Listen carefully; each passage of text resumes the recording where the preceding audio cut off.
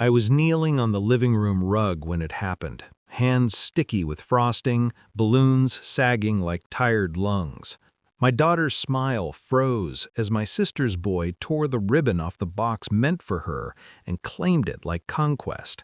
My sister didn't even look at me. She laughed. "Kids'll be kids," she said. "Don't be cheap." The room laughed with her. I smiled. I handed out napkins. I wiped plates. I hugged my daughter and told her we'd fix it later. I was already fixing it. We grew up sharing a room and a last name. She was the louder one. I was the one who listened.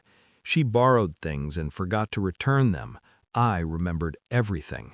When she got pregnant, young and scared, I showed up with groceries and patience.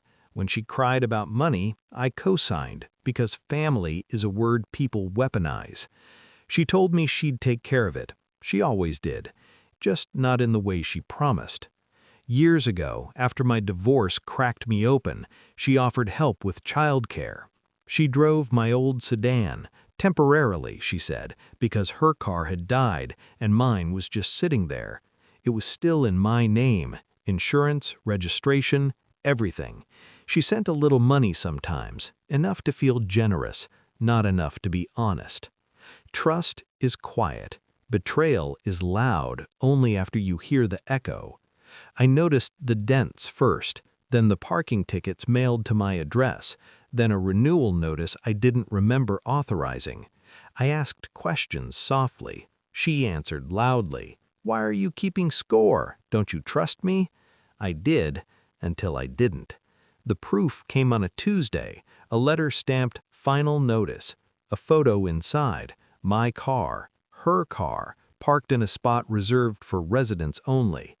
The timestamp was the same hour she'd texted me a heart emoji and a thank you for always having her back. I folded the letter carefully. Control is a skill you learn when reacting costs too much.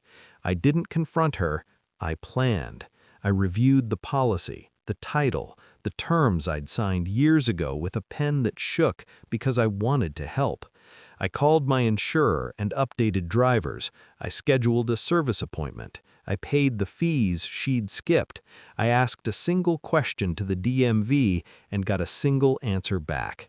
The car was mine. That night, after the party debris was bagged and the laughter washed down the drain, I drove to her place, calm, steady. I used the spare key she'd forgotten I had. I took the car from the curb like it was always meant to come home. I didn't leave a note. I didn't owe her one. The next morning, my phone bloomed with messages. "Where is it? Did you take it? This isn't funny." I waited. Timing matters. I returned her calls in the afternoon, when the sun made everything feel exposed. "I needed it," she said. "You've been using it," I said. "For years," she snapped, like it was a defense. We met in the same living room where my daughter had been laughed at. The couch cushions were newer. The entitlement wasn't. She stood. I sat.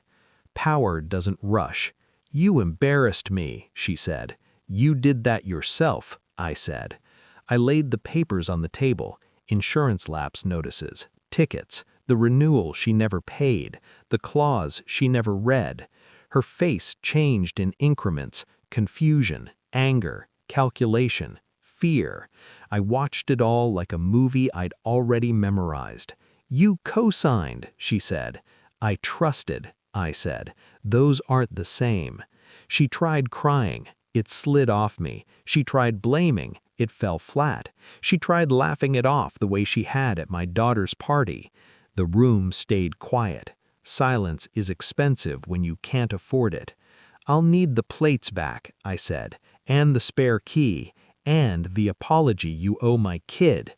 She stared at me like I'd switched languages.